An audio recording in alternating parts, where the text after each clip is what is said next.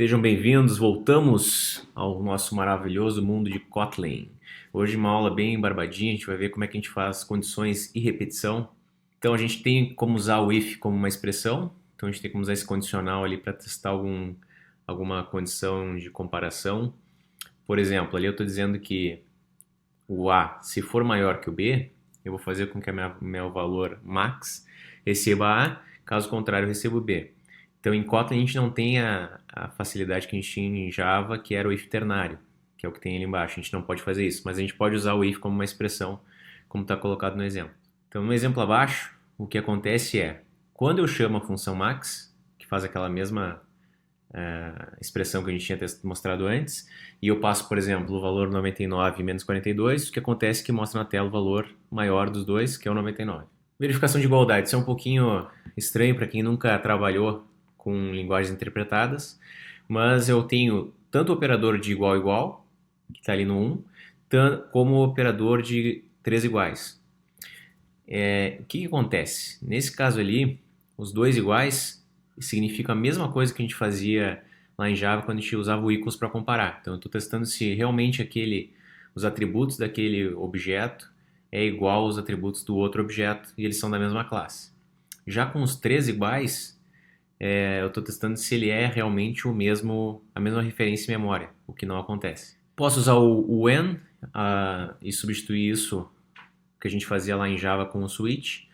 Então, quando eu quero testar várias condições para uma mesma variável, eu posso usar o when. Naquele caso ali eu tenho uma função getDescription, que recebe uma cor, um objeto cor como parâmetro de entrada e retorna uma string para dizer se está cold, mild ou hot. Se está frio, se está mais ou menos ou se está calor. Então ali o que acontece? Eu faço o when, em vez de fazer um monte de if, eu faço o when color.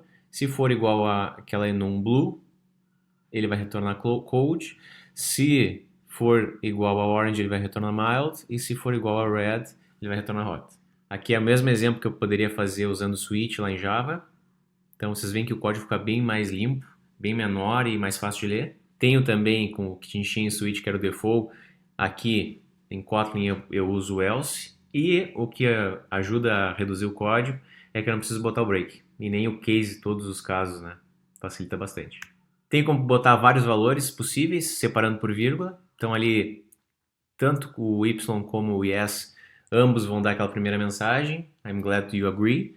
Já o n e o no vão dar a mensagem sorry to hear that. Caso contrário, qualquer outro texto como input, ele vai retornar I don't understand you. Posso testar um tipo, verificar se um objeto é de uma classe ou de outra. Então nesse exemplo aqui, a gente está testando com o operador is, se ele é do tipo da classe cat, o objeto pet, ou se ele é do tipo da classe dog.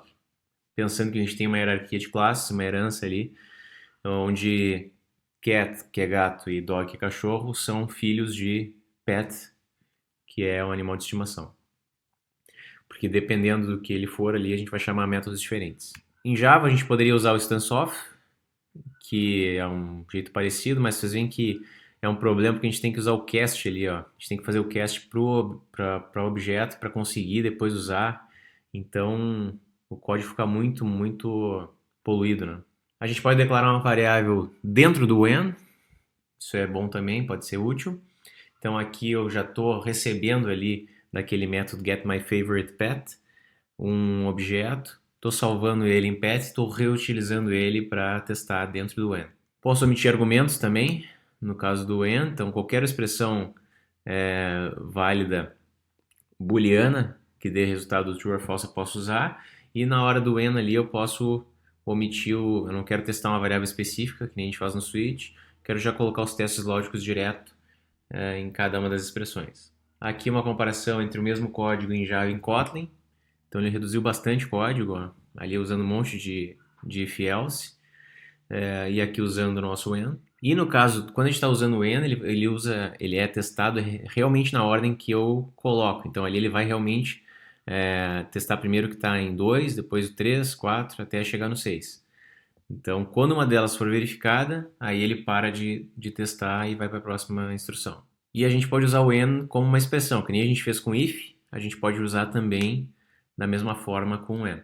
Então, vocês podem baixar esses trechos de código aqui de condicionais nesse link. E agora vamos ver as repetições.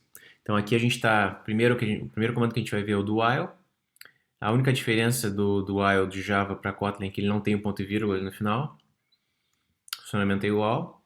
Já o laço de repetição for muda bastante. Ele é bem similar aos fors de Python e de Ruby. Ele é bem similar a essas linguagens interpretadas. Então eu consigo usar o operador in. Por exemplo, se eu tenho uma lista ali de 4 letras, A, B e C, eu quero percorrer cada uma das letras, cada um dos itens que eu tenho na lista.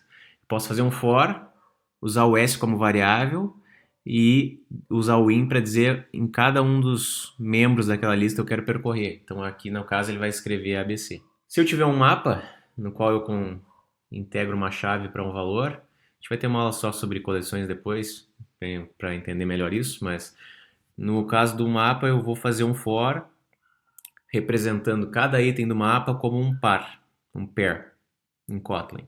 Então eu tenho entre parênteses ali uma tupla que é a chave, que é o key, vírgula, o valor, que é o value.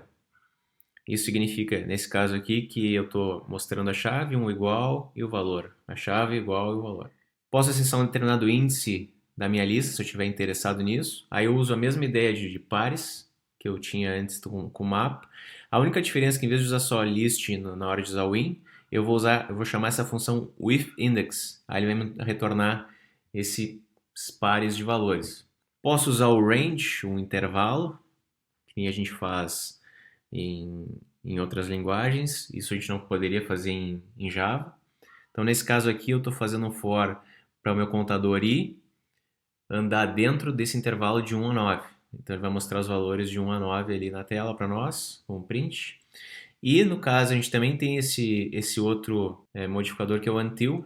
Então, ali eu estou, essa função infix, que eu estou dizendo, eu quero fazer o i de 1 até until 9, ou seja, ele faz a mesma coisa, a única diferença de um e de outro é que o until eu não pego o último valor.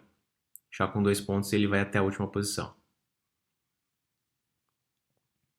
Posso iterar passo a passo, que isso é mais parecido com o que a gente fazia em algoritmos, né? Então aqui eu estou dizendo que o meu i vai começar em 9 e aí eu vou reduzir down to para até o 1 e o meu step, o meu passo vai ser 2. Então ele vai começar com 9, vai para o 7, 5, 3, 1. Aqui eu tô... O que vocês acham que... Essa é uma pergunta para vocês. Podem pausar, dar uma pensada e depois dar o play. O que vocês acham que acontece agora, nesse exemplo? O que é mostrado na tela? Então eu estou usando o in dentro de um for, mas ali na hora de dar o print, eu não estou dando um print só do CH, estou dando um print do CH mais 1. Então o que vocês acham que acontece ali? O que acontece é que ele vai pegar o caractere que eu tenho, só que como eu vou somar 1, automaticamente o Kotlin já vai interpretar e achar que é a próxima língua o próximo código ASCII que eu tenho no alfabeto nesse caso aqui. Agora, outra questão. Qual seria a melhor forma de reescrever esse código aqui em Kotlin?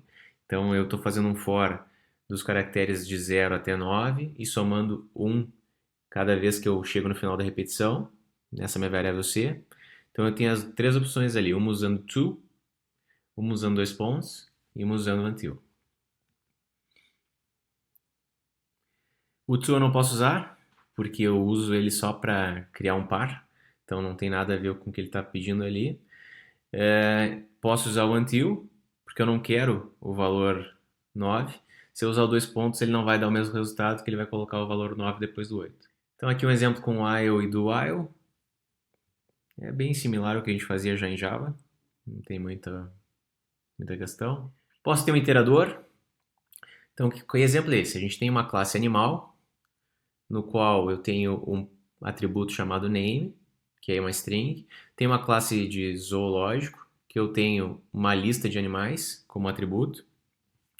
E ali eu criei um operador para ter um iterador de animais. Então, fazendo isso, quando eu estou lá na minha função main ali embaixo, e eu crio um zoológico com uma lista de animais que eu tenho 2 objetos, que é uma zebra e um leão. Quando eu vou fazer o for, eu posso percorrer ele e acessar normalmente. Então, quando a gente está usando o iterador, a gente pode usar o método next que retorna já o próximo animal, e o método hasNext, que me retorna um boolean para dizer se eu tenho um próximo animal ou não. Então, é isso que a gente faz ali com o iterator. Vocês podem baixar novamente esses códigos-fonte de repetição nesse link do GitHub. E vamos que vamos continuar nesse mundo mágico de Kotlin, no qual a gente consegue criar uma classe numa linha só e consegue fazer um código bem pequeno, fazer muita coisa.